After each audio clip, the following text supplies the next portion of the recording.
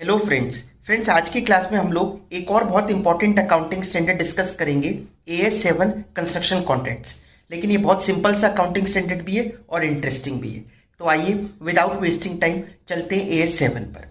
देखिए AS7 में हम लोगों को पढ़ना है कंस्ट्रक्शन कॉन्ट्रैक्ट्स। कंस्ट्रक्शन आप लोगों को पता है, कोई चीज़ बिल्ड करने को कंस्ट्रक्शन कहते हैं। जैसे हाईवे बनते हैं, रोड्स बनती है, ये हॉस्पिटल, स्कूल्स, सोसाइटीज़, ये जितनी भी कंस्ट्रक्शन हो रही है, ये सब इसकी अकाउंटिंग ट्रीटमेंट कॉन्ट्रैक्टर कैसे करे वो हम लोगों को समझना है। देखिए एक होता है कॉन्ट्रैक्टी, एक होता है कॉन्ट्रैक्टर। जिसने कॉन्ट्रैक्ट दिया वो तो कॉन्ट्रैक्टी है और जिसको कॉन्ट्रैक्ट मिला वो कॉन्ट्रैक्टर है। तो हम लोग यहाँ पर किसकी अकाउंटिंग पढ़ेंगे? कॉन्ट्रैक्टर की बुक्स में वो प्रोजेक्ट्स की अकाउंटिंग कैसे होगी जो उसको मिले हुए हैं, ठीक है, वो हम डिस्कस करेंगे।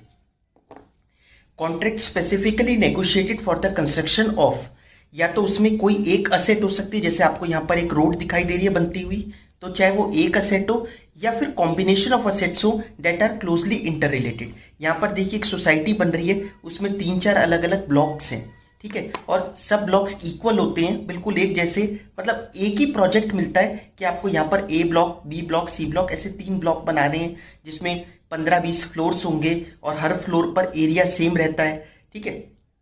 तो ये कॉम्बिनेशन ऑफ असेट्स हो गया that are closely inter related. तो उसमें एक असेट भी हो सकता है, एक से ज्यादा भी हो सकते हैं। आई बात समझ में? अब एक दो इंपॉर्टेंट बात इसमें क्या है, it includes contract for rendering of services relating to the construction of assets.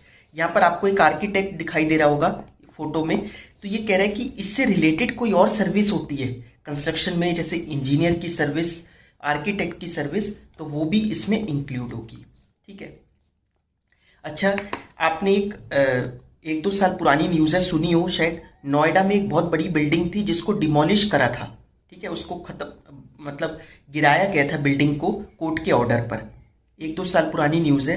तो ये डिमोलिशन एक बहुत बड़ा प्रोसेस होता है, आसपास के जगह को खाली कराया जाता है, ठीक है। ये भी कंस्ट्रक्शन कॉन्ट्रैक्ट के अंदर ही आएगा। तो कोई चीज़ बनाने के साथ साथ कोई चीज़ डिमोलिश करना भी क्या है, कंस्ट्रक्शन कॉन्ट्रैक्ट के अंदर आ रहा है। वही बात यहाँ लिखिए, कॉन्ट्रैक्ट फॉर डिस्ट्रक्शन और restoration of assets and the restoration of the environment following the demolition of assets. उसके बाद एनवायरमेंट को, ठीक है, रिस्टोर करना, ठीक है, वो वहां पर जो मलबा वगैरह हो गया उसको, ठीक है, वहां से हटवाना, वो भी कंस्ट्रक्शन कॉन्ट्रैक्ट्स के अंदर ही आएगा। आई बात समझ में? ये थोड़ी एक दो पॉइंट्स थ्योरी के हैं, ज्यादा इंपॉर्टेंट नहीं है, बट एक बार जस्ट इसको डिस्कस कर लेते हैं। पहला क्या है, ये इसमें ये बता रखा है अगर नंबर ऑफ असेट्स है एक कॉन्ट्रैक्ट में तो कब उसको सिंगल प्रोजेक्ट मानेंगे, कब उसको अलग अलग मानेंगे। वो हम लोगों को बस ये पढ़ना है कि कब उसकी अकाउंटिंग एक साथ कर सकते हो आप, कब उसकी आपको अकाउंटिंग अलग अलग करनी पड़ेगी। तो अगर कॉन्ट्रैक्ट में नंबर ऑफ असेट्स हैं, हर असेट को अलग कंस्ट्रक्शन कॉन्ट्रैक्ट माना जाएगा। कब? सेपरेट प्रपोजल सबमिट हुआ हो, हर असेट का नेगोशिएशन अलग हो और सबके कॉस्ट और रेवेन्यू अलग से आइडेंटिफाई किए जा सकते हो।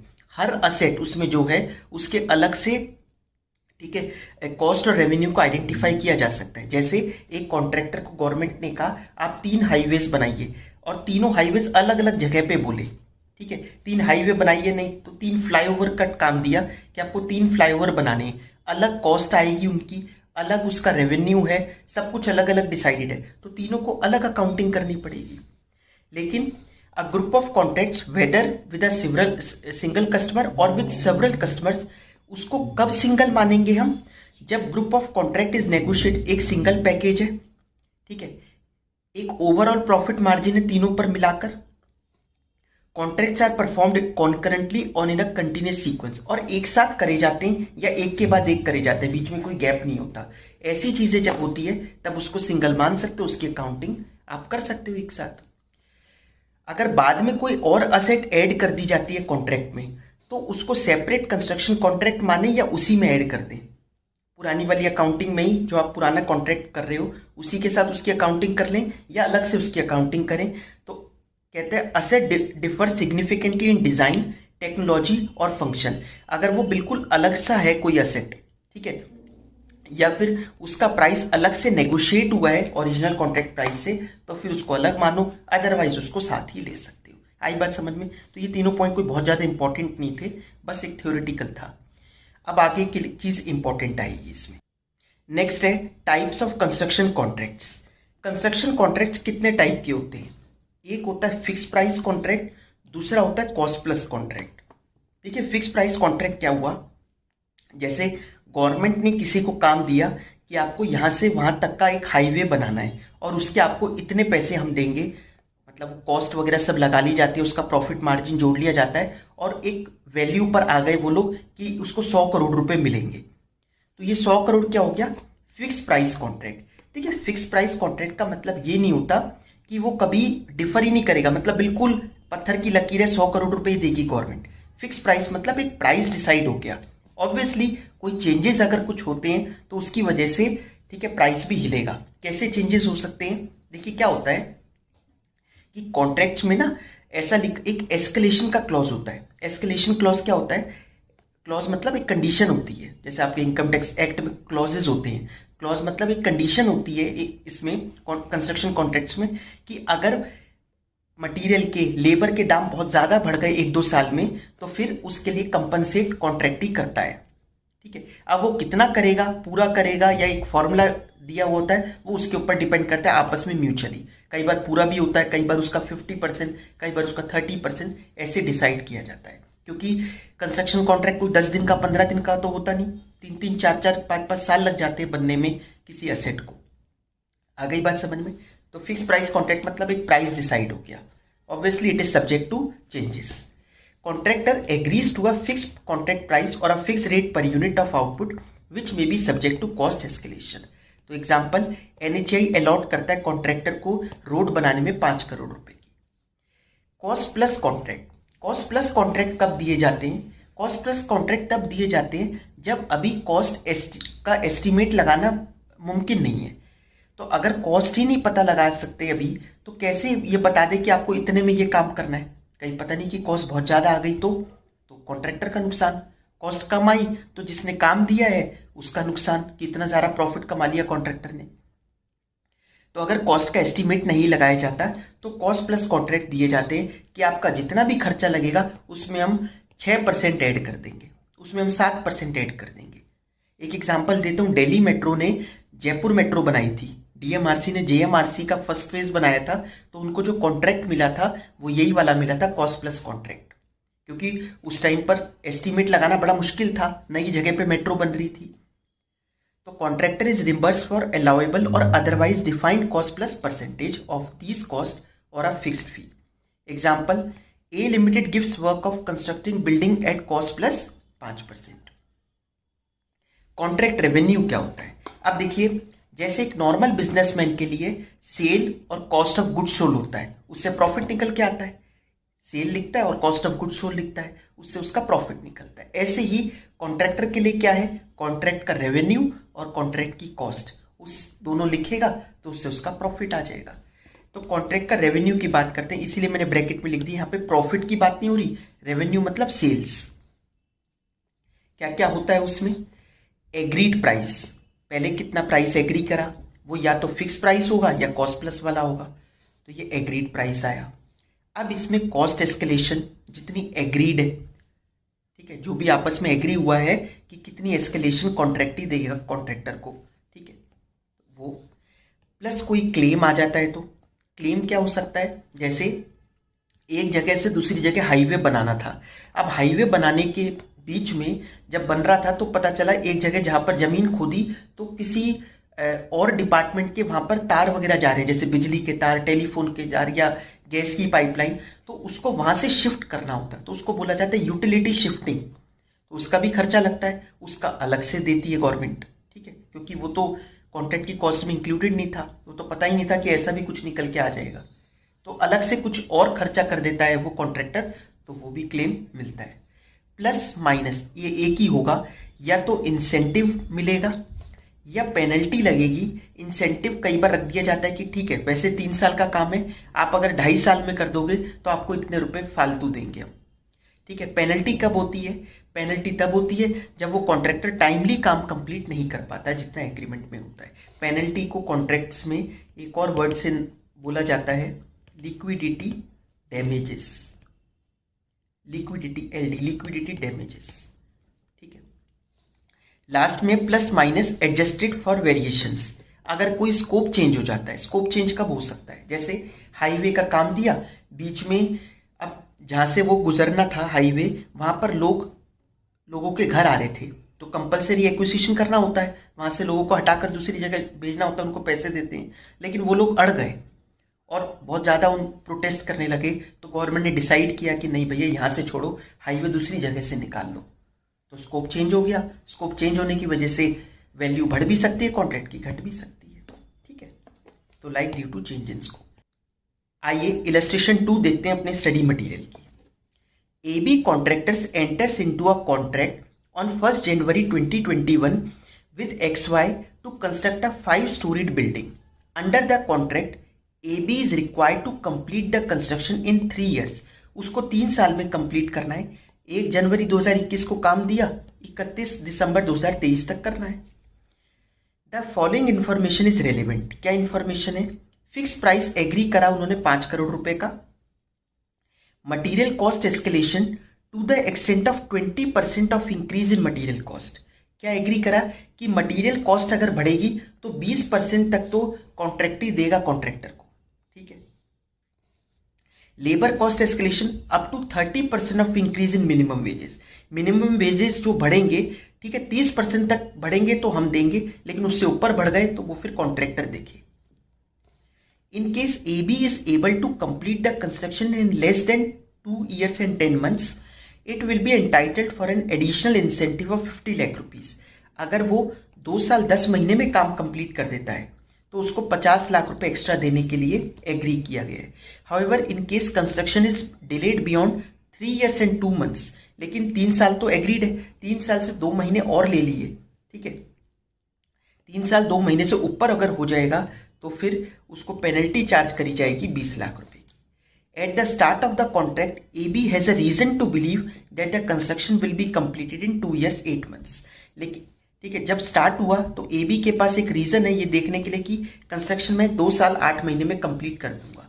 Assume that the construction was actually completed in 2 years 9 months। लेकिन अज्यूम करिए कि कंस्ट्रक्शन 2 साल 9 महीने में कंप्लीट हो गई। अगर 2 साल 10 महीने के अंदर अंदर हो गई तो आपको इंसेंटिव मिलेगा। तो ये तो 2 साल 9 महीने में हुई है, इंसेंटिव मिलेगा फिर तो। ठीक है, फिर पेनल्टी नहीं लगेगी। Labour cost was originally estimated to be 1.20 crore based on the initial minimum wages. अच्छा देखो, लेबर के वेजेस 1 करोड़ 20 लाख रुपए थे, तो क्या ये भी हम इंक्लूड करेंगे? नहीं, ये तो फिक्स प्राइस जो एग्रीड है 5 करोड़ रुपए, वो फिर बताया ही किस चीज का है कॉन्ट्रैक्टर ने? वो इन सब चीजों का ही तो बताया है। आप कॉस्ट शीट बनाते हो, कॉस्टिंग अगर आप पढ़ते होंगे तो material cost, labour cost, overhead cost, फिर लास्ट में प्रॉफिट मार्जिन, वो ही करके तो कॉन्ट्रैक्टर ने कहा मैं 5 करोड़ रुपए लूंगा। तो फिर लेबर कॉस्ट अलग से कैसी? तो ये 1 करोड़ 20 लाख कहीं ऐड मत कर देना गलती से। However the cost have increase bye 25% during the construction period. लेकिन हाँ, ये वाले दाम 25% बढ़ गए। 1 करोड़ 20 लाख पहले सोच के चल रहा था कॉन्ट्रैक्टर, लेकिन कितने बढ़ गए? 25% बढ़ गए। तो क्या ये कॉन्ट्रैक्टी देगा? कॉन्ट्रैक्टी ने कहा था कि मैं लेबर कॉस्ट 30% तक तो दे दूंगा, तो 25% इसका मतलब देगा बिल्कुल। Material cost have increase by 40% due to short supply. Material cost तो 40% बढ़ गई। Total increase in material cost due to 40% is 80 lakh. और कितनी बढ़ गई? 80 लाख रुपए। तो 80 लाख कितना है? 40% है। मटेरियल कॉस्ट कितना एग्री किया था एस्केलेशन? 20% एग्री किया था। तो 20% तक तो कॉन्ट्रैक्ट ही देगा कॉन्ट्रैक्टर को, बाकी नहीं देगा। ठीक है। लेबर कॉस्ट में आपको टोटल कॉस्ट गिवन है 1 करोड़ 20 लाख, मटेरियल कॉस्ट में टोटल कॉस्ट गिवन नहीं है। कितना बड़ा वो गिवन है, थोड़ा लैंग्वेज पढ़ा करो। You are required to suggest what should be the contract revenue in the above case. तो आपको बताना है इसमें कॉन्ट्रैक्ट रेवेन्यू क्या होगा। मैं एक काम करता हूँ, ये हटा लेता हूँ, नहीं तो दिखेगा नहीं आपको। ठीक है। Assume that in the year 2022 XY requested AB to increase the scope of the contract। अब वो कहता है कि उसको रिक्वेस्ट की गई कि स्कोप बढ़ा लो कॉन्ट्रैक्ट का। An additional floor is required to be constructed and there is an increase in contract fee by 1 crore रुपए। एक एडिशनल फ्लोर बना रहा है जिससे कि कॉन्ट्रैक्ट की फी बढ़ गई 1 करोड़ रुपए से। AB has incurred a cost of 20 lakh for getting the local authority approval which it will be entitled to claim from XY। एक और उसको 20 लाख रुपए कहीं से अप्रूवल वगैरह लाने में लगे, जिसको वो क्लेम करेगा XY से in addition to increase in fixed fee. आपको कहते हैं अब फिर निकालो कॉन्ट्रैक्ट रेवेन्यू, मतलब 2 बार निकालना, एक बार तो अबव केस में यहाँ, एक बार फिर यहाँ पर। आई बात समझ में? तो आइए शुरू करते हैं हम लोग कॉन्ट्रैक्ट रेवेन्यू निकालना। कॉन्ट्रैक्ट रेवेन्यू, इसमें सब कुछ रुपीज इन करोड़ दे रखा है, तो रुपीज इन करोड़ लिखेंगे। सबसे पहले देखिए फिक्स्ड फी कितने की थी? फिक्स्ड फी थी 5 करोड़ रुपए की, प्लस इसमें फिर एस्केलेशन ऐड हुआ मटेरियल का। मटेरियल का एस्केलेशन कितना था? मटेरियल ना 80 लाख रुपए बढ़ा है, ये लिखा था ना कहीं, 80 लाख रुपए बढ़ा, लेकिन ये 80 लाख तो 40% बढ़ा है, हमें तो केवल 20% ही मिलेगा। ठीक है, तो 20% तक अलाउड है, तो ये कितना हो गया? 0.40 लाख, 0.40 करोड़। ठीक है, लेबर की कॉस्ट कितनी बढ़ गई? 1 करोड़ 20 लाख थी ऑलरेडी एग्रीड, उसमें 25% बढ़ गई। ठीक है, 1 करोड़ 20 लाख की 25% बढ़ गई, तो ये 0.30 बढ़ गई कॉस्ट लेबर की। आई बात समझ में? तो फिक्स प्राइस, मटेरियल, लेबर, ये सब हो गया। अब इसके बाद उसको इंसेंटिव मिलेगा 50 लाख का। इंसेंटिव मिलेगा 50 लाख रुपीस का। पेनल्टी तो लगेगी नहीं और कुछ दे नहीं रखा, तो ये आ जाएगा इसका कॉन्ट्रैक्ट रेवेन्यू। ठीक है, ये सबसे पहले वाला कॉन्ट्रैक्ट रेवेन्यू, ये कितना हो गया?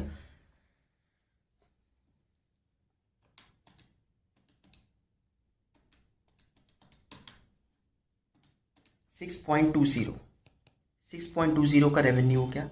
अब इसमें हम फिर ऐड करेंगे क्या?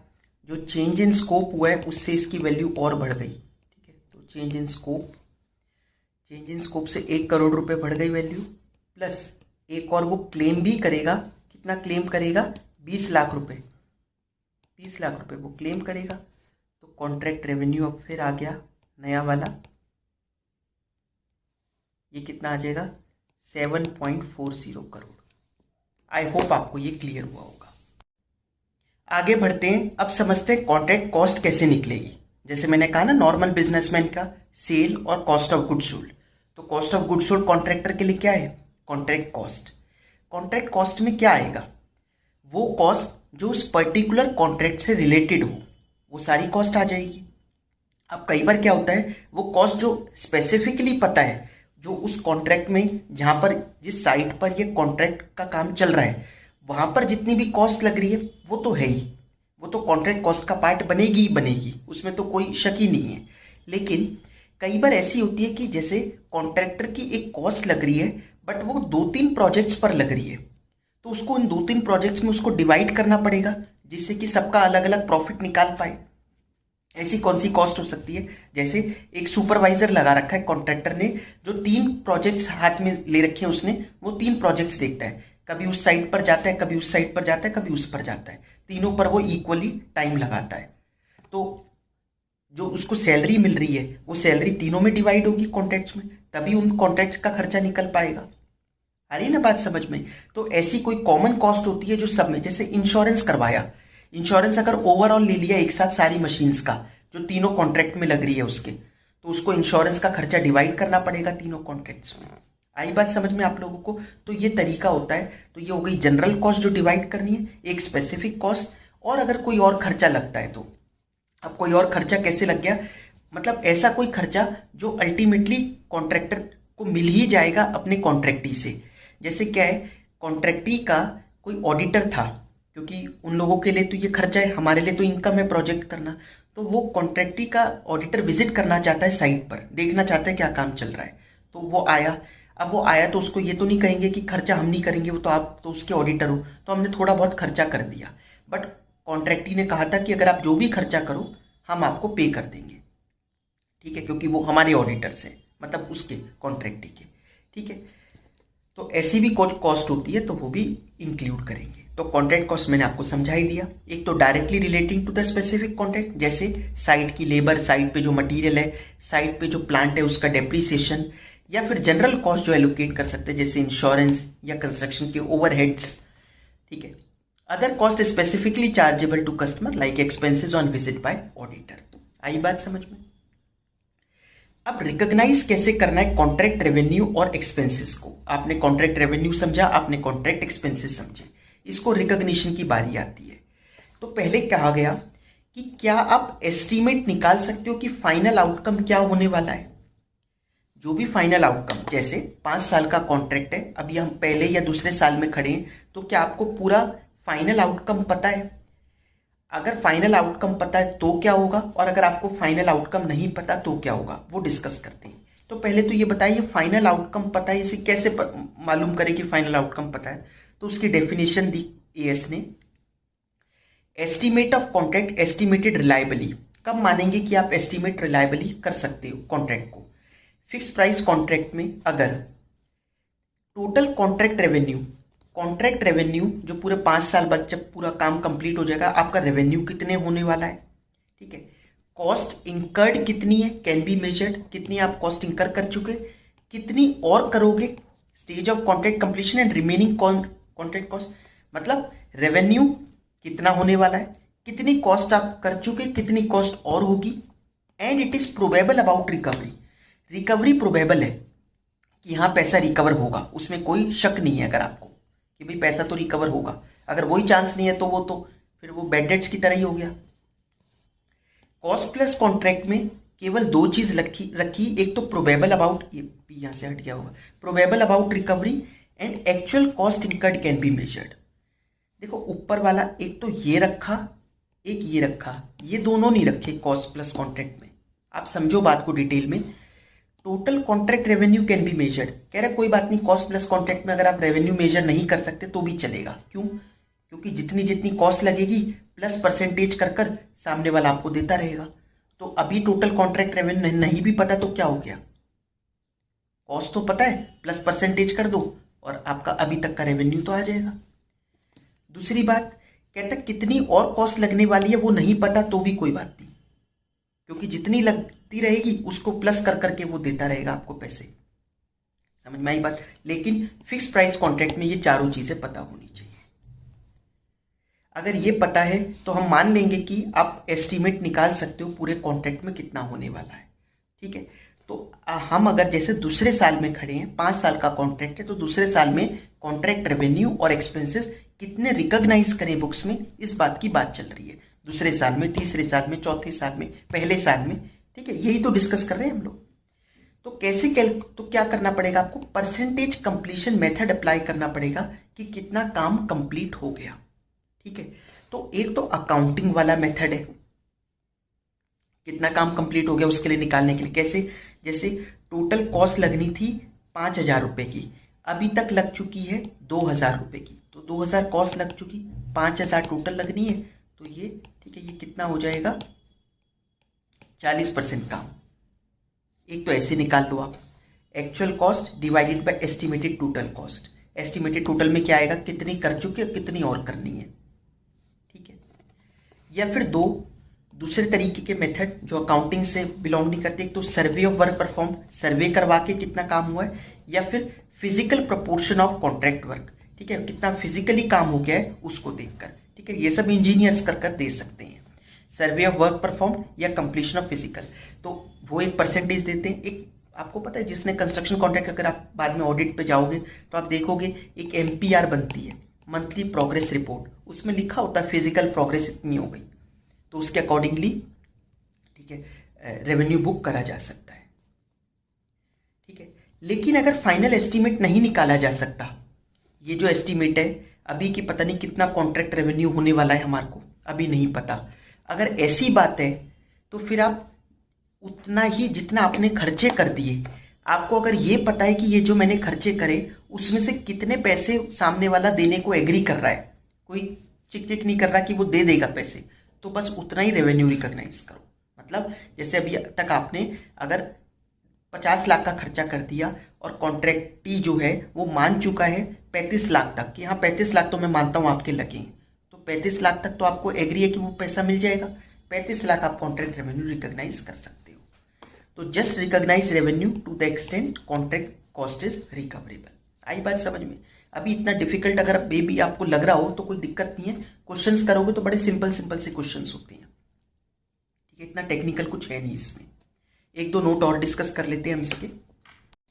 पहला पॉइंट है परसेंटेज कंप्लीशन मेथड जो है वो क्यूमुलेटिवली अप्लाई किया जाएगा। जैसे पहले साल में 40% काम हो गया, अगले साल तक 55% काम हो गया, तीसरे साल तक 78% काम हो गया, इस तरीके से परसेंटेज लिखी जाएगी। परसेंटेज ऐसे नहीं लिखेंगे इस साल कितने परसेंट काम हुआ, नहीं, क्यूमुलेटिवली चलती रहेगी। और क्या करेंगे, क्यूमुलेटिवली चलाकर कहेंगे अच्छा पीछे रेवेन्यू इतना रिकॉग्नाइज करिए है, पीछे इतनी कॉस्ट रिकॉग्नाइज करिए है, वो माइनस करते रहो, इस साल का रेवेन्यू आ जाएगा।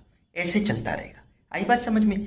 क्यूमुलेटिवली चलाएंगे परसेंटेज को और जितना जितना पिछले सालों में रिकॉग्नाइज करती है वो माइनस करते रहेंगे। क्वेश्चंस करेंगे तो आएगा आपको समझ में। Any cost incurred for future activity is recognised as asset provided it is recoverable. आपने कोई ऐसा खर्चा कर दिया जो भी आप क्लेम ही नहीं कर सकते अपने कॉन्ट्रैक्टी से, क्योंकि वो कह रहे हैं ये तो आगे का खर्चा था, तो आपने अभी कर दिया तो वो एक असेट है, ठीक है, वो कोई कॉन्ट्रैक्ट कॉस्ट में नहीं आएगा, ठीक है, वो बाद में रिकवर होगा। लेकिन अगर आपने कोई कॉन्ट्रैक्ट रेवेन्यू पहले रिकॉग्नाइज कर दिया था, बाद में कोई ऐसी दिक्कत हुई, वो रिकवर नहीं होना, एक तरीके बेड डेट हो गए आपके वो, है ना। तो अगर वो रिकवर नहीं होना तो रेवेन्यू अब उस साल में जाकर तो चेंज करके नहीं आओगे जिस साल में रेवेन्यू लिख दिया था आपने, तो अब करंट ईयर में आप उसको एक्सपेंस बना दोगे। तो रेवेन्यू अगर पहले रिकॉग्नाइज किया था, बाद में अनकलेक्टेबल हो जाए तो it is recognise as expense, ठीक है। एक बहुत इंपॉर्टेंट पॉइंट फोर्थ वाला, वो क्या कहता है, इफ इट्स प्रोबेबल दैट, अगर ये पता चल जाए आपको, जिस साल में ये पता चल जाए कि ये कॉन्ट्रैक्ट तो लॉस में गया, ठीक है, मतलब जितने कॉस्ट लगी उससे कम रेवेन्यू मिलने वाला है आपको, तो इमीडिएटली उसी साल आप जितना भी आपका एक्सपेक्टेड लॉस है वो रिकॉग्नाइज कर दोगे बुक्स में, ठीक है, उसमें देरी नहीं करनी। मतलब कंजर्वेटिज्म है ना, provide for all the anticipated losses but do not provide for anticipated gains, prudence जिसको आप बोलते हो।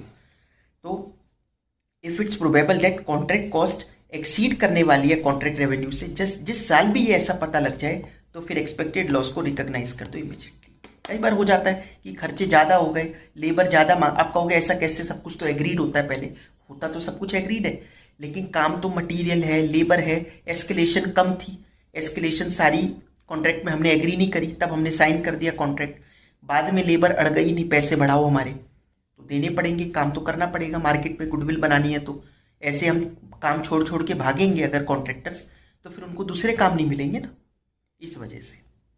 अब पढ़ते हैं फाइनेंशियल स्टेटमेंट्स में क्या क्या डिस्क्लोजर जाएंगे एज पर AS 7। देखिए नॉर्मल चीज़ें, जो चीज़ें हम लोग कर रहे हैं, कैसे कंप्यूट कर रहे हैं, वही सब बताना होता है नोट्स में। जैसे कॉन्ट्रैक्ट रेवेन्यू आपका कितना है, क्या मेथड आपने यूज़ करा कॉन्ट्रैक्ट रेवेन्यू निकालने के लिए, क्या मेथड यूज़ करा स्टेज ऑफ कंप्लीशन निकालने के लिए। ये तीन तरीके बताए ना मैंने आपको ऊपर, इनमें से कौन सा तरीका यूज़ करा स्टेज ऑफ कंप्लीशन निकालने के लिए। In respect of contracts in progress at the reporting date, ये 3 चीज़ें और बतानी होगी। Cost incurred plus recognise profit या लॉसेस, एडवांसेस रिसीव्ड और रिटेंशंस। देखिए एडवांसेस रिसीव्ड और रिटेंशन दोनों ऑपोजिट हैं एक दूसरे के। एडवांस रिसीव क्या हुआ, आपने अभी काम नहीं करा लेकिन पैसा मिल गया पहले ही, ठीक है, एडवांस पहले मिल गया पैसा। रिटेंशन मतलब क्या हो गया, रिटेंशन मतलब हुआ कि आपने काम कर लिया, बिल आप आगे भेज दिया, लेकिन अभी उसमें से कुछ पैसा सामने वाले ने, मतलब जिसका हम कॉन्ट्रैक्ट कर रहे हैं, कॉन्ट्रैक्टी कह सकते हैं, कॉन्ट्रैक्टी ने अभी कुछ पैसा रोक लिया है। रिटेंशन क्यों करी जाती है, देखिए रिटेंशन ना कई बार क्या होता है, कोई माइनर डिफेक्ट आ रहे हैं, आपने जो काम किया और कॉन्ट्रैक्टी अपने इंजीनियर को भेज के कहता है देखो चेक करो कि सही है क्या, और है तो फिर बिल अप्रूव करें उसका, तो वो कहता है नहीं थोड़ी थोड़ी उसमें वहाँ से उसने पूरी सफाई नहीं करी, मलबा नहीं हटाया, या छोटे मोटे डिफेक्ट है कुछ, तो 5% रोक लिया, बाद में देंगे। कई बार तो कॉन्ट्रैक्ट में ही होता है कि इतना परसेंटेज रोकेंगे हम हर बिल से और लास्ट में फाइनल में देंगे, ऐसा कॉन्ट्रैक्ट्स में होता है। हम 5% रिटेंशन करेंगे आपके हर बिल से और फाइनल सेटलमेंट के टाइम पर देंगे। तो रिटेंशन मतलब काम कर लिया लेकिन पैसा रुका हुआ है, एडवांस मतलब काम नहीं करा लेकिन पैसा मिल गया। एंड एंटरप्राइज शुड रिप्रेजेंट, इस तरीके से एंटरप्राइज को रिप्रेजेंट करना होगा क्या, कॉस्ट कितनी इंकर करी प्लस रिकॉग्नाइज प्रॉफिट या लॉस। लगभग देखा जाए तो cost incurred plus recognise profit loss contract revenue भी कह सकते हैं, ठीक है। Cost incurred plus recognise profit इस तरीके से दिखाना है, या रिकॉग्नाइज लॉस है तो वो माइनस में। अब इसमें आपने कितने की बिलिंग कर दी, जैसे देखिए हमारा कॉन्ट्रैक्ट कॉस्ट है 1000 रुपये की, उस पर 100 रुपये का प्रॉफिट, तो 1100 रुपये हो गया। अब 1100 में से 700 रुपये की मैंने बिलिंग कर दी, ठीक है, 700 रुपये की मैंने बिलिंग कर दी, मतलब बिल भेज दिया अपने कॉन्ट्रैक्टी को कि पैसा दे दो मुझे। 400 रुपये की अभी बिलिंग बाकी है, तो ये 400 रुपये क्या हो गए, ये असेट हो गया ड्यू फ्रॉम कस्टमर, इसको बोलेंगे अनबिल्ड रेवेन्यू। क्या कहलाएगा ये, अनबिल्ड रेवेन्यू।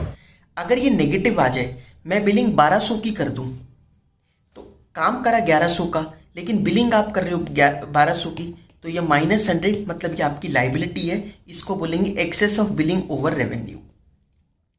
समझ में आ गया। तो कब करना होगा ये, देखिए क्वेश्चन अगर आपको कहेगा कि AS 7 के हिसाब से क्या डिस्क्लोजर्स जाते हैं, तब आपको ये निकाल कर दिखाना पड़ेगा। समझ में आई बात, तब आपको ये निकाल कर दिखाना पड़ेगा cost incurred plus recognise profit या minus recognise loss minus progress billing. फिर अगर पॉजिटिव आएगा तो वो ड्यू फ्रॉम कस्टमर है, और अगर नेगेटिव आएगा तो ड्यू टू कस्टमर है। मतलब एक अनबिल्ड रेवेन्यू है, एक excess of billing over revenue है। अब इसमें 2-3 चीज इंपॉर्टेंट और क्या है, देखिए ये तो समझ में आ गया कि ये असेट है, ये लाइबिलिटी है, लेकिन अब इस प्रोग्रेस बिलिंग में भी, ये जो प्रोग्रेस बिलिंग है, इसमें कौन सा जरूरी है कि आपको सारा पैसा मिल जाएगा।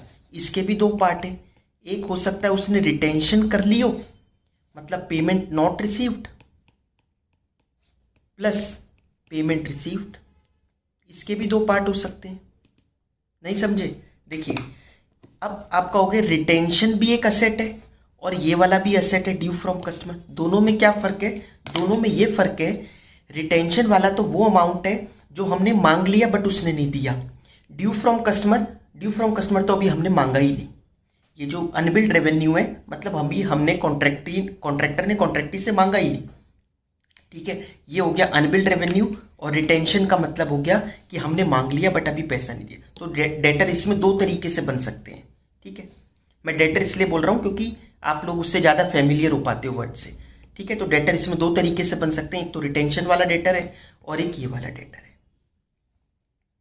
ठीक है। तो प्रोग्रेस बिलिंग के 2 पार्ट होते हैं, एक रिटेंशन और एक पेमेंट रिसीव्ड। अच्छा, एक चीज और, एक टर्म और बहुत यूज होती है, बहुत इंपॉर्टेंट है, ध्यान से करना, पेपर्स में ही आती है, जो कॉस्ट इंकर्ड टिल डेट है। कॉस्ट इंकर्ड को भी कई बार 2 तरीके से लिखा जाता है, एक work certified plus work not certified. कितना वर्क सर्टिफाई कर दिया, कितना वर्क अभी उन्होंने सर्टिफाई नहीं किया, वो होता है कॉस्ट इंकर्ड के 2 पार्ट, ठीक है। वर्क सर्टिफाई मतलब हमने इतना काम कर दिया, उसको उन्होंने सर्टिफाई कर दिया कि ठीक है। और वर्क नॉट सर्टिफाइड मतलब काम तो कर दिया, अभी उनके इंजीनियर्स ने उसको अप्रूव नहीं करा है। आई बात समझ में। तो ये सब तब जब क्वेश्चन कहेगा कि आप AS 7 के डिस्क्लोजर दो, तो आपको ये शीट, आपको ये पॉइंट बनाकर दिखाना पड़ेगा, cost incurred plus recognise profit minus progress billing. Retention का मतलब समझा रखा है जो मैंने भी आपको बताया, portion of progress billing not yet paid until satisfaction of conditions या defects are rectified. Progress billing amount billed for work performed on a contract whether or not paid by customer, चाहे कस्टमर ने दिया हो या ना दिया हो। मैंने यहाँ पर देखिए L&T की एनुअल रिपोर्ट का कुछ एक्सट्रैक्ट ले रखे हैं आप लोगों के लिए, जस्ट दिखाने के लिए, कुछ काम का नहीं है। देखिए जैसे इन्होंने दिखाया, cost plus contract, fix price contract, ये 2 तरीके के लेते हैं।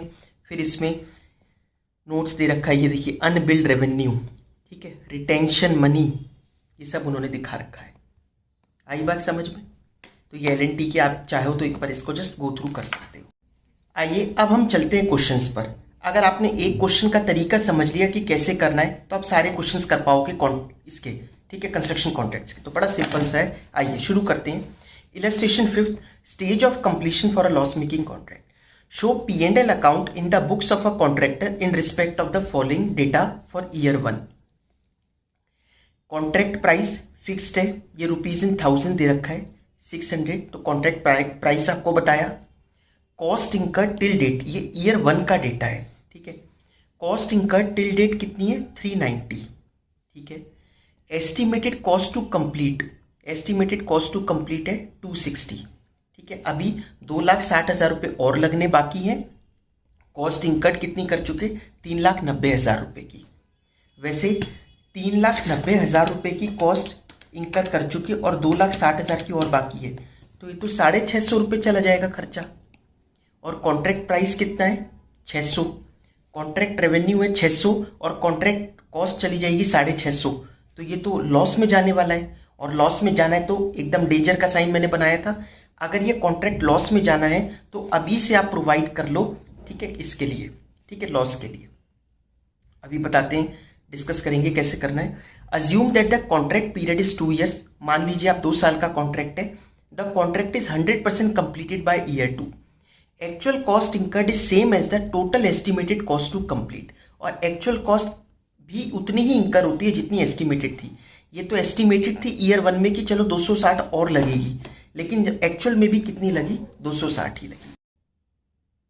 तो इसको करना शुरू करते हैं। देखिए, हम एक ही फॉर्मेट रखेंगे सब क्वेश्चंस में जिससे कि आपको समझ में आए। Year 1, year 2, cost incurred till date. Till date मतलब क्यूमुलेटिवली लेंगे ना। ईयर 1 तक कितना खर्चा हुआ? 390 लाख का। ईयर 2 तक कितना खर्चा हो गया? 390 इसमें हुआ था, फिर कह रहे ना एक्चुअल कॉस्ट अगले साल में उतनी हुई जितना सोचा था, मतलब 260 हुई, तो 260 ईयर 2 में हुई, 390 हो चुकी थी, तो ईयर 2 तक कितना खर्चा हुआ? 650 का, ठीक है। एस्टिमेटेड फर्दर कॉस्ट, ईयर 1 में जब हम खड़े थे तो फर्दर कॉस्ट और कितनी लगनी थी? एस्टिमेट था उसका 260, इसमें तो कुछ नहीं लगनी थी, ठीक है। टोटल एस्टिमेटेड कॉस्ट, अगर हम एस्टिमेटेड टोटल कॉस्ट निकालें तो ईयर 1 में 650, ईयर 2 में 650। देखिए, ये ऐसे इसलिए लिख रहे हैं क्योंकि ये एस्टिमेट्स बदल सकते हैं। ईयर 1 में कुछ और हो सकता है टोटल एस्टिमेटेड कॉस्ट, ईयर 2 में एक्चुअल में खर्चा कुछ और हो सकता है, इसलिए फिगर बदल सकती है। आप धीरे धीरे क्वेश्चंस पे चलोगे तो समझ में आएगा। अब निकालते हैं डिग्री ऑफ कंप्लीशन, कितना काम कंप्लीट हुआ है। कैसे निकालेंगे? ए से c, a divided by c. Cost incurred 390 थी, डिवाइडेड बाय 650 इंटू 100, ठीक है। तो ये 60% काम कंप्लीट हो गया। 650 कॉस्ट यहाँ पर ईयर 2 में 650 तक का, मतलब 650 का खर्चा हो गया ईयर 2 तक, और 650 ही होना था, तो काम कितना हो गया? 100% कंप्लीट हो गया, ठीक है। टोटल रेवेन्यू,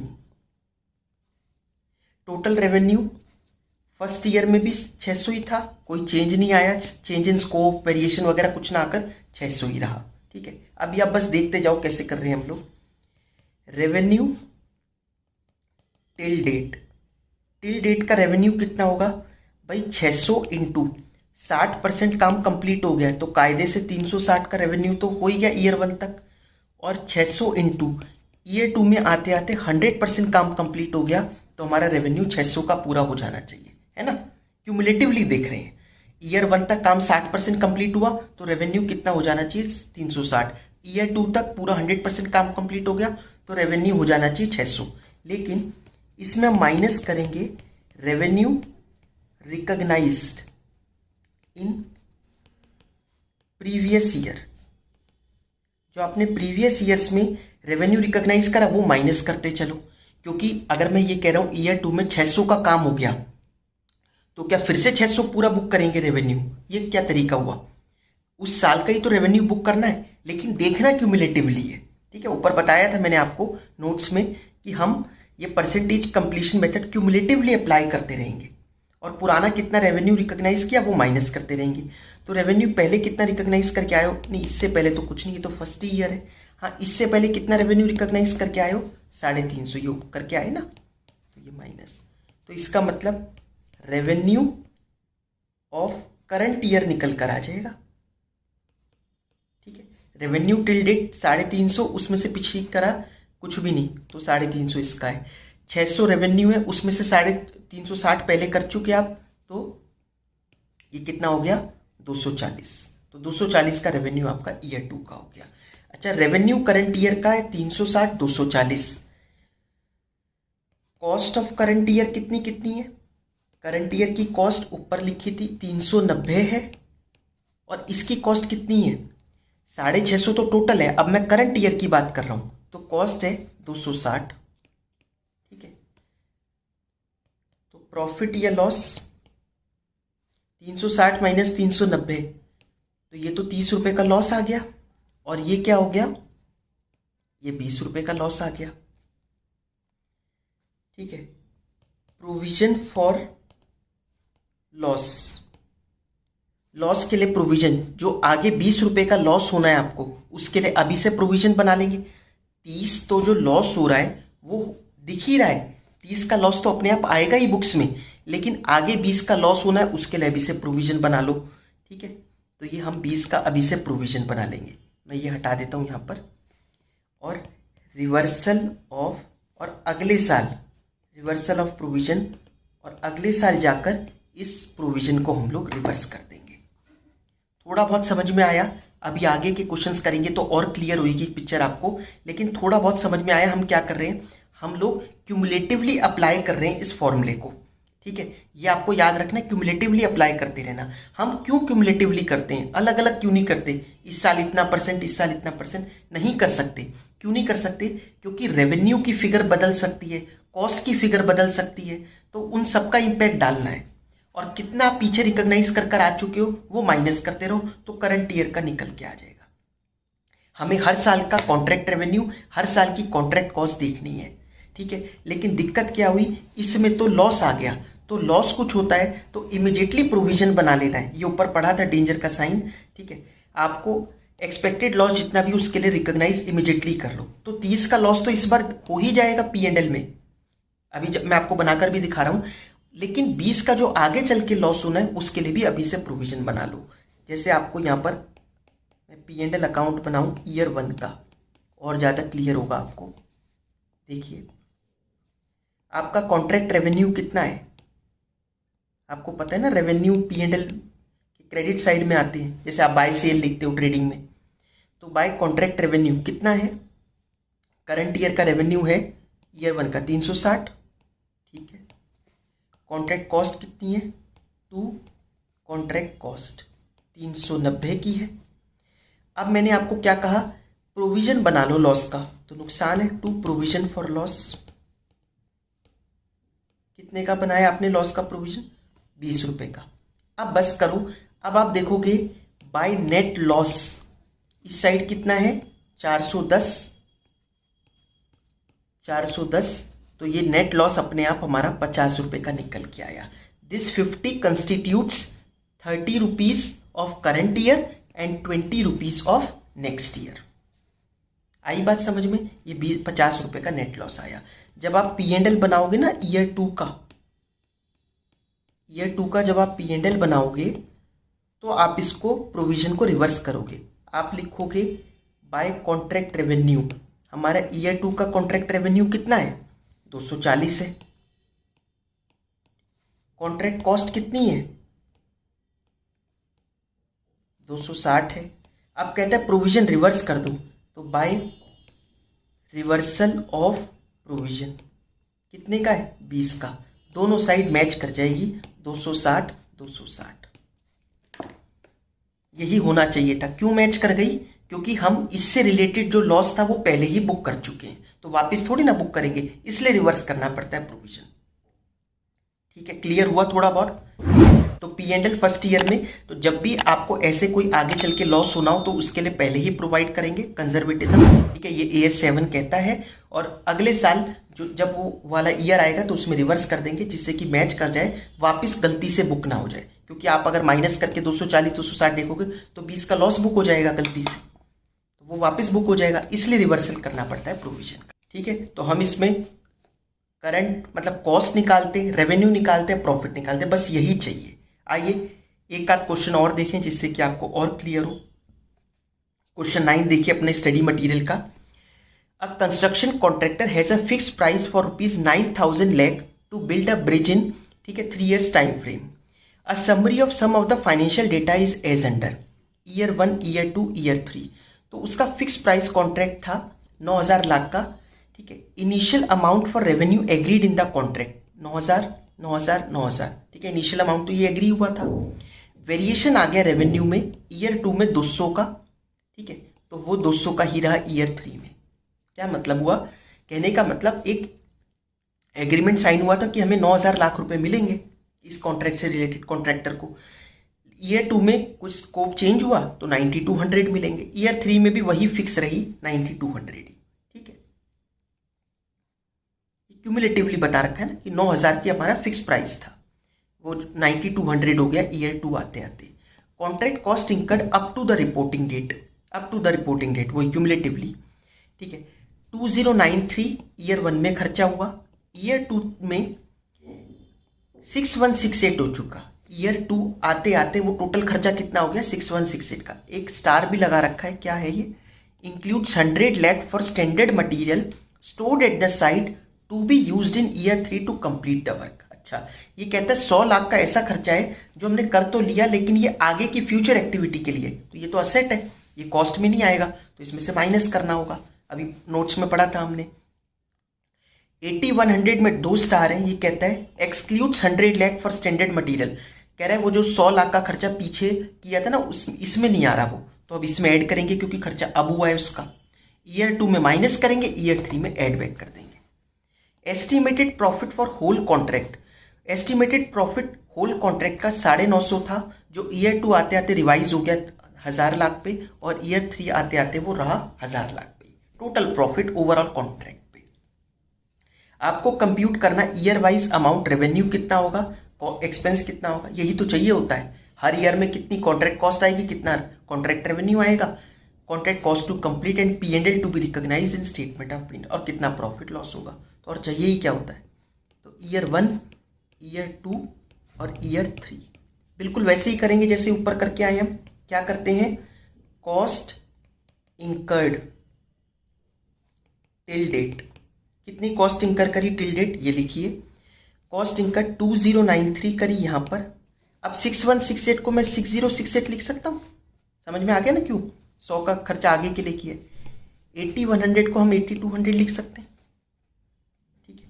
अब देखिए मैंने क्या किया था ऊपर, इसमें आपको फर्दर कॉस्ट ऐड करवाई थी जिससे कि हम टोटल कॉस्ट पे पहुंच पाए। क्यों करी थी एस्टिमेटेड फर्दर कॉस्ट ऐड? क्योंकि टोटल कॉस्ट निकालनी थी। अब टोटल कॉस्ट क्यों निकालनी थी? क्योंकि डिग्री ऑफ कंप्लीशन चाहिए ना, कि कितना परसेंटेज काम कंप्लीट हो गया, उसके लिए तो यही फॉर्मूला है, कॉस्ट इंकर्ड, ठीक है, till date upon total estimated cost in 200, इसी से ही आएगा। लेकिन दिक्कत क्या है यहां पर, आपको फर्दर कॉस्ट नहीं बता रखी और कितनी लगेगी, कि फर्दर कॉस्ट और कितनी लगनी है ये तो नहीं पता, यहां पर ऐसे नहीं बताया। लेकिन आपको एक चीज बताई, estimated profit for whole contract, ठीक है। एस्टिमेटेड प्रॉफिट इतना होगा, टोटल कॉन्ट्रैक्ट का रेवेन्यू भी पता है, टोटल कॉन्ट्रैक्ट की का प्रॉफिट भी पता है, तो रेवेन्यू माइनस कॉन्ट्रैक्ट करके तो सीधा कॉस्ट ही आ जाएगी। रेवेन्यू माइनस प्रॉफिट करके तो टोटल कॉस्ट ही आ जाएगी, वहीं तो पहुंचना था आपको। तो फर्दर कॉस्ट क्या, सीधा वही लिखो फिर, क्या, total estimated cost, total estimated cost वो कैसे निकली, ठीक है। टोटल रेवेन्यू कितना है, उसमें से क्या माइनस कर देंगे हम, प्रॉफिट का पोर्शन माइनस कर देंगे। तो करिए, 9,000 था, ठीक है, 9,000 आपका रेवेन्यू है, माइनस, मैं आपको लिख के दिखा दूं क्या यहाँ पर कभी दिक्कत हो, 9,000 माइनस 950, ठीक है। लेकिन ईयर 2 आते आते 9200 माइनस 1000, ईयर 2 में 9200 माइनस 1000, तो ये 8200, ये 8200, ठीक है। और ईयर 1 में 9,000 माइनस 950, तो ये हो गया 8050, ठीक है। टोटल एस्टिमेटेड कॉस्ट आ गई। अब degree of completion, degree of completion कैसे निकालेंगे, 2093 अपॉन 8050, 2093 अपॉन 8050 इन 200, तो ये 26% काम कंप्लीट हो गया। ठीक है, 6068 डिवाइडेड बाय 8200 इंटू 100 तो 74% काम कंप्लीट हो गया। 8200 डिवाइडेड बाय 8200 तो ये 100% काम कंप्लीट हो गया। पहला पॉइंट समझ में आया आपको? ठीक है, ईयर 1 में कॉस्ट इतनी हुई थी, ईयर 2 तक इतनी हुई थी, ईयर 3 तक इतनी हुई total cost. Total estimated cost year 1 में 8050 थी जो बदलकर 8200 हो गई।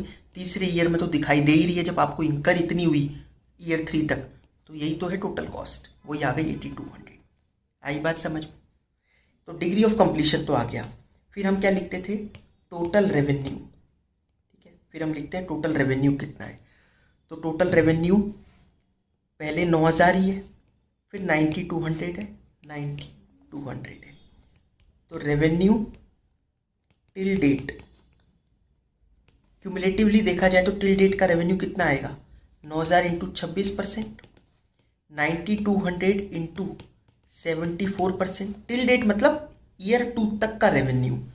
9200 इंटू 100% मतलब ईयर 3 तक का रेवेन्यू, तो ये तो 9200 ही रहेगा। ये फिगर और बता दीजिए आप। 9000 इंटू 26% तो 2340, 9200 इंटू 74% 6808।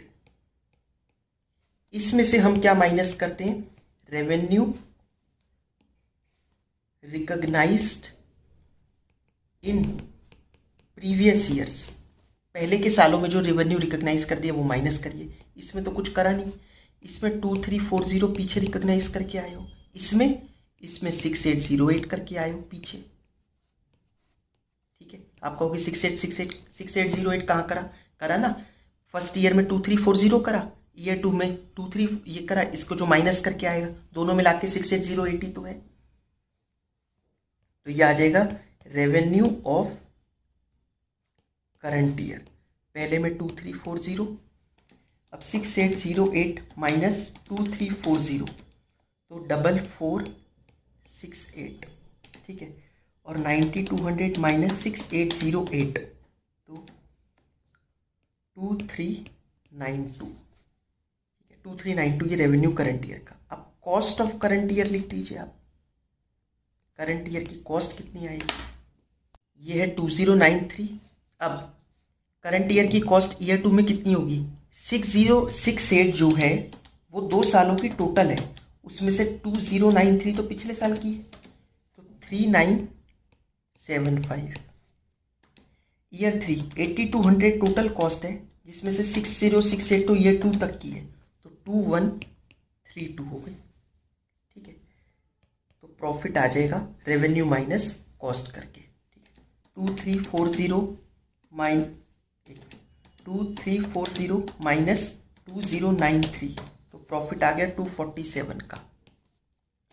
4468 माइनस 3975 तो 493 आ गया। ठीक है, 2392 माइनस 2132 प्रॉफिट आ गया 260 का। ठीक है, 247 प्लस 493 प्लस 260 इन तीनों को मिलाकर 1000 बन रहा है। 1000 का प्रॉफिट है, देखिए जरा ऊपर चेक करिए। हाँ, एस्टिमेटेड प्रॉफिट 1000 था तो 1000 बस धीरे धीरे करके रिकॉग्नाइज हो रहा है बुक्स में। ठीक है, पहले 247 हो रहा है, फिर 493 हो रहा है, फिर 260 हो रहा है। आई होप आपको ये क्लियर हुआ होगा। ठीक है, ये हटा देता हूँ मैं। यही सब आपसे पूछा था, रेवेन्यू कितना होगा, कॉस्ट कितनी होगी और प्रॉफिट कितना होगा, ये हमने निकाल दिए। आइए अब क्वेश्चन नंबर 11 देखते हैं अपने स्टडी मटेरियल का।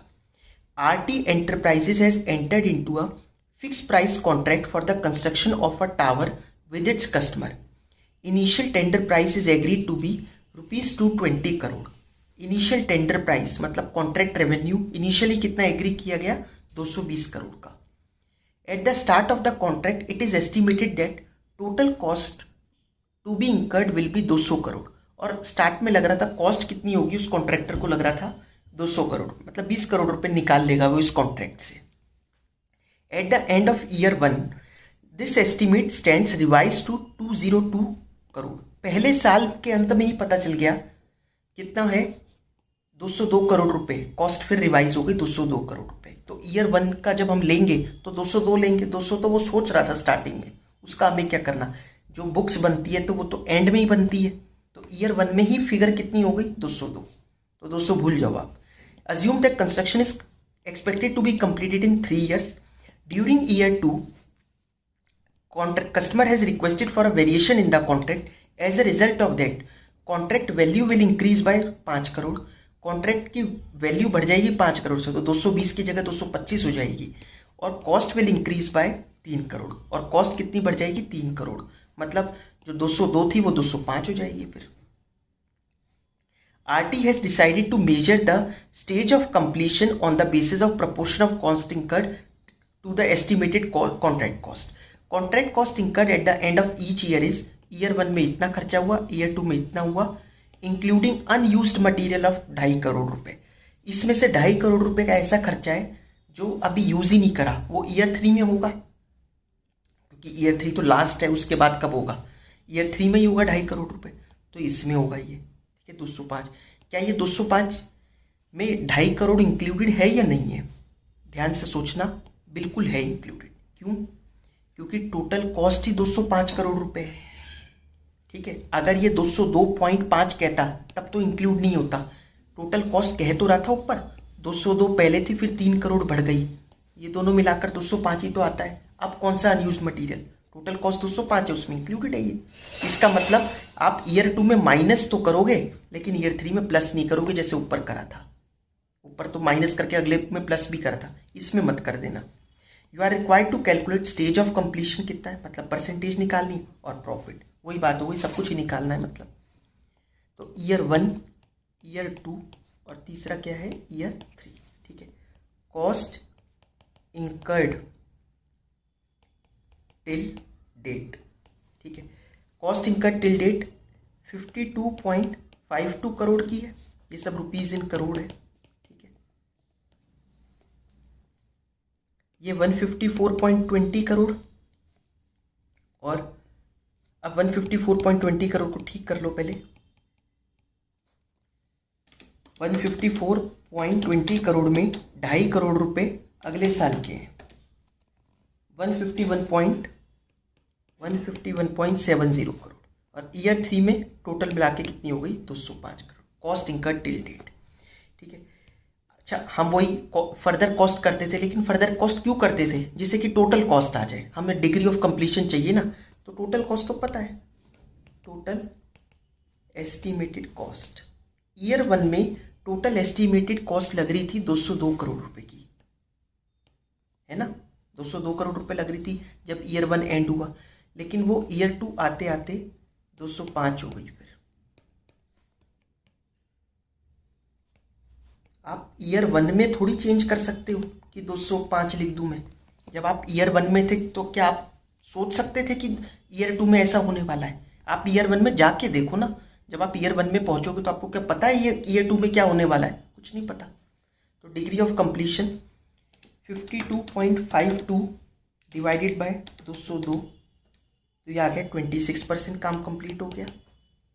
151.70 डिवाइडेड बाय 205, तो ये 74% काम कंप्लीट हो गया, और इसमें तो दिखाई दे रहा है 100% काम कंप्लीट हो गया। ठीक है, डिग्री ऑफ कंप्लीशन आ गई। ठीक है, अब हम लिखते हैं टोटल रेवेन्यू कितना है अपना। टोटल रेवेन्यू पहले ईयर में आपको कितना लग रहा था 220 करोड़ का, ठीक है, 220 करोड़ का, जो ईयर 2 के एंड में 5 करोड़ रुपए कॉन्ट्रैक्ट वैल्यू बढ़ गई, तो मतलब 225 हो गया। और ईयर 3 में भी कितना रहा 225 रहा, क्योंकि और कुछ तो बता नहीं रखा। तो अब इसमें लिखेंगे रेवेन्यू टिल डेट तक का रेवेन्यू कितना है 220 इंटू 26%, 225 इंटू 74%, 225 इंटू 100%। ठीक है, तो ये 225 ही रहेगा, इसका बता दीजिए आप। 220 इंटू 26%, तो ये 57.2 हो गया। 225 इंटू 74%, 166.50 करोड़ हो गया, ठीक है। और ईयर 3 में 225 है, minus revenue recognised in previous years, जो पहले के सालों में करके आए हो वो माइनस कर लो, तो 57.20 और इसमें 166.50, आपका रेवेन्यू निकल के आ जाएगा करंट ईयर का, रेवेन्यू ऑफ करंट ईयर 57.20, 166.50 में से 57.20 आप पहले रिकॉग्नाइज करके आए हो तो 109.30, और 225 में से आप 166.50 पहले रिकॉग्नाइज करके आए हो तो 58.50 ये आ जाएगा ईयर 3 का। कॉस्ट ऑफ करंट ईयर की कॉस्ट कितनी होगी, 52.52 फर्स्ट ईयर की है, ईयर 2 की देखिए ईयर 2 तक कॉस्ट इंकर कितनी है 151.70 माइनस उसमें से 52.52 पहले रिकॉग्नाइज करती तो मतलब 99.18, ठीक है। ईयर 3 की 205 टोटल है, उसमें से 151.70 पहले रिकॉग्नाइज कर चुके 2 सालों में, तो 53.30 ये कॉस्ट है 3rd ईयर की। तो प्रॉफिट आ गया, ठीक है, 57.20 माइनस 52.52 तो ये आ गया 4.68 का, ठीक है। 109.30 माइनस 99.18 ये आ गया 110.12, ठीक है। 58.50 माइनस 53.30 तो ये 5.2 आ गया, ठीक है, 5.20 ये प्रॉफिट आ गया हमारा 3rd ईयर का। आई होप आपको ये क्लियर हुआ होगा। अगर आप इन तीनों के प्रॉफिट को ऐड करो 5.2 प्लस 4.68 प्लस 10.12 तो टोटल प्रॉफिट हमारा 20 का आ रहा है। क्या 20 करोड़ का प्रॉफिट होना था? हाँ, क्योंकि 205 करोड़ रुपए की कॉस्ट थी, ये देखिए, और 225 करोड़ रुपए का हमारा टोटल रेवेन्यू था, माइनस करके 20 करोड़। लेकिन 20 करोड़ अलग अलग तरीके से रिकॉग्नाइज, अलग अलग ईयर्स में अलग अलग वैल्यू रिकॉग्नाइज हो रही है, यही तो सीखना था। आई बात समझ में? देखिए एक क्वेश्चन और इलस्ट्रेशन 7th दे रखी है, मैंने ये यहाँ पर करके दे दी जिससे टाइम क्लास का वेस्ट ना हो। यहाँ पर भी क्या कहता है, ऑन 1 दिसंबर 2021 कहता है Vishwakarma construction undertook a contract to construct a building for 85 lakh rupees. On 31 March 2022 company found that it is already spent, इतने तो उसके खर्च हो चुके, cost incurred till date, prudent estimate of additional cost of completion, और further cost और कितनी लगेगी 32,01,000 रुपये। तो cost incurred till date plus further cost क्या आ जाएगी, total estimated cost, degree of completion निकल के आ सकती है ना इससे। लेकिन 64 में 32 ऐड करेंगे तो ये तो पता है 85 से ज़्यादा जाएगा, 85 से ज़्यादा जाएगा तो लॉस में जा रहा है कॉन्ट्रैक्ट, तो आगे का भी लॉस अभी से रिकॉग्नाइज करना पड़ेगा, जैसे हमने इलस्ट्रेशन 5th में करा था। What should be recognise in the statement of P&L। देखिए कॉस्ट इंकर्ड है इतनी प्लस एस्टिमेटेड फर्दर कॉस्ट, तो ये आ गया, डिग्री ऑफ कंप्लीशन आ गया 67%, ऐसे निकालते आ रहे हैं हर क्वेश्चन में। टोटल रेवेन्यू है 85 लाख का, रेवेन्यू कितना रिकॉग्नाइज करना है 67% मतलब इतना, ठीक है, सारी चीजें वैसे लिखिए। कॉस्ट कितनी है इतनी, तो लॉस आ गया 8,04,000 का। अब ये लॉस तो इस बार का है, आगे के लॉस के लिए भी अभी से भी वो करो, प्रोविजन बनाओ। टोटल लॉस कितना है 97 की टोटल कॉस्ट है, रेवेन्यू टोटल 85 लाख, तो टोटल लॉस है हमारा 12 लाख का, जिसमें तो फिर हम प्रोविजन बनाएंगे कितने का 3,96,000 का। इस बार का लॉस इतना, ठीक है, टोटल लॉस इतना, तो प्रोविजन बनाना पड़ेगा 3,96,000 का, दोनों को माइनस करके। इलस्ट्रेशन 5th की तरह ही हो रहा है बिल्कुल ये, ठीक है, इंपॉर्टेंट क्वेश्चन आ सकता है। तो P&L कैसे बनेगा देखिए, to contract cost by contract revenue to provision for loss, तो लॉस निकल के आ गया टोटल 12 लाख का। अगर नेक्स्ट ईयर बनाने के लिए कहता तो आपको रिवर्सल करना पड़ता प्रोविजन कितने का 3,96,000 का, जिससे कि अगले साल की बुक्स मैच कर जाए, कोई लॉस नया ना दिखे। एक बार लॉस आपने बुक कर लिया, बार बार थोड़ी करोगे। आई बात समझ में? तो ये थी हमारी इलस्ट्रेशन 7th। मैंने आपको सारे क्वेश्चन एक ही तरीके से करवाए जिससे कि आपको एक फॉर्मेट समझ में आए। एक इलस्ट्रेशन 6th और देख जाना आप लोग, इलस्ट्रेशन 6 में एक्चुअली डिस्क्लोजर्स मांगे हैं कि AS 7 की रिक्वायरमेंट्स के हिसाब से आप क्या क्या प्रेजेंट करोगे। तो इसमें वही आपको निकालना पड़ेगा, cost incurred plus recognise profit minus recognise loss minus progress billing. तो जो अमाउंट आएगा वो या तो ड्यू फ्रॉम कस्टमर या ड्यू टू कस्टमर, मतलब या तो अनबिल्ड रेवेन्यू या फिर excess of billing over revenue, वो निकल के आएगा। इसका आप ध्यान रखना, ठीक है। देखिए work certified, work not certified for cost incurred, दोनों को ऐड करोगे तो कॉस्ट इंकर्ड आ गई 605, फर्दर कॉस्ट है 495, दोनों को ऐड करोगे तो ये तो 1100 जा रही है, ठीक है। बट कॉन्ट्रैक्ट प्राइस इतना, तो इसका मतलब 100 का लॉस है, ठीक है। तो इमिडिएटली लॉस के लिए प्रोविजन भी बनाना पड़ेगा। इलस्ट्रेशन 6 आप देख जाना, कोई दिक्कत आए आप कमेंट सेक्शन में मुझसे पूछ सकते हो।